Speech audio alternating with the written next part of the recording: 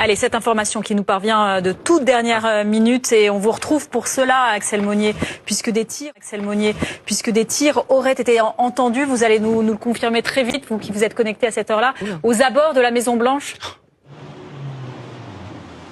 Exactement, la situation reste très confuse pour le moment, mais beaucoup de journalistes se trouvaient encore dans la salle de presse où je me trouvais. Je n'y suis plus, mais j'ai pu en contacter certains qui sont sur place. Ils ont entendu une vingtaine, une trentaine de tirs assez proches, me disent-ils, de la Maison Blanche. Tous ceux qui se trouvaient à l'extérieur et qui étaient en train de réaliser le Secret Service, l'équipe, vous savez, l'agence de police qui est en charge de la sécurité présidentielle, rentraient à l'intérieur. Ils y sont toujours pour l'instant confinés. La situation semble très confuse. Moi, je peux entendre de très nombreuses forces de police et des véhicules aussi d'urgence qui passent. Il y a eu un hélicoptère aussi il y a quelques minutes. On ne sait pas exactement ce qui se passe. Information. Sachez quand même que la Maison Blanche est actuellement très sécurisée parce qu'elle est fermée pour des travaux. Donc, est-ce qu'une personne a réussi à passer avec une arme cette zone, ce périmètre, ou bien est-ce que c'était à l'extérieur? On a eu une situation similaire à la Maison Blanche. Il y a la même chose.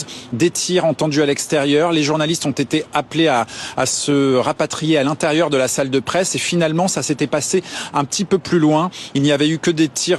Un jeune homme avait été blessé assez légèrement. Il n'y avait pas eu d'autre chose. On ne sait pas si l'homme avait tenté de viser la Maison Blanche ou pas du tout. Il se trouvait tout près du convoi du vice-président J.D. Vance. Pour l'heure, très peu d'informations circulent, mais les coups de feu ont été bien entendu ont été pressés de rentrer à l'intérieur de la salle de presse. On n'a pas encore l'origine ni l'explication, mais de très nombreuses forces de l'ordre sont autour de la Maison Blanche actuellement et tout le secteur est bouclé.